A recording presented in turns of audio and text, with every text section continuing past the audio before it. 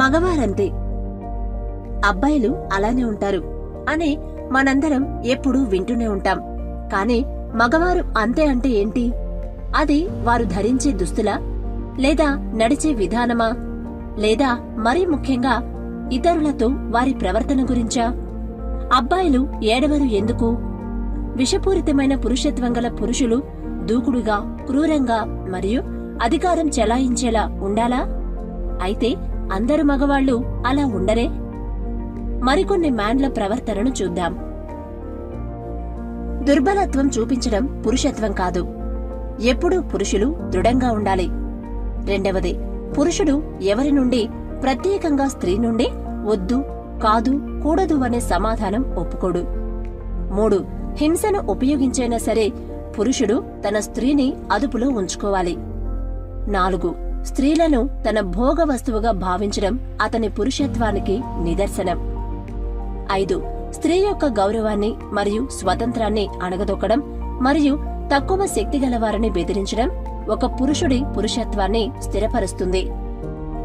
ఇవంతే పురుషులు మరియు వారితో వ్యవహరించే వ్యక్తులకు హాని కలిగించే భావాలు. స్త్రీలు కాదు, కూడదు, లేదు, వద్దు అని అన్నప్పుడు అది ఒప్పుకోలేని మగవారి వల్ల హింస, యాసిడ్ దాడులు, అత్యాచారం మొదలైన వాటికి గురవుతారు. ఇటువంటి ఆలోచనలు, ప్రవర్తనలు పురుషులకు ప్రేమ, సహృదయం మరియు పరస్పర సంబంధాలను కలిగి ఉండే అవకాశం లేకుండా చేస్తాయి.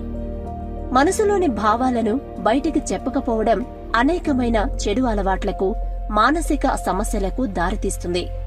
నిజమైన పురుషుడు తన భావాలను స్వేచ్ఛగా వ్యక్తపరుస్తాడు. అతని బలహీనతలను ఒప్పుకోవడానికి భయపడడు. ఇతరుల ఎంపిక, నిర్ణయాలు తనకు విరుద్ధంగా ఉన్నప్పటికీ వాటిని గౌరవించి, అంగీకరించే ఉదారత్వం కలిగి ఉంటాడు.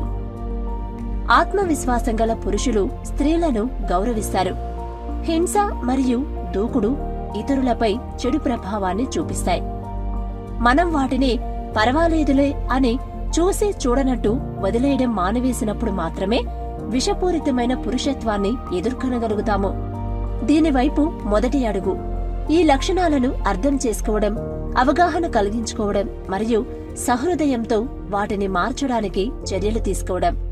మగవారింతే, మగపిల్లలు అలానే ఉంటారు అనడం మానేద్దామా మరి?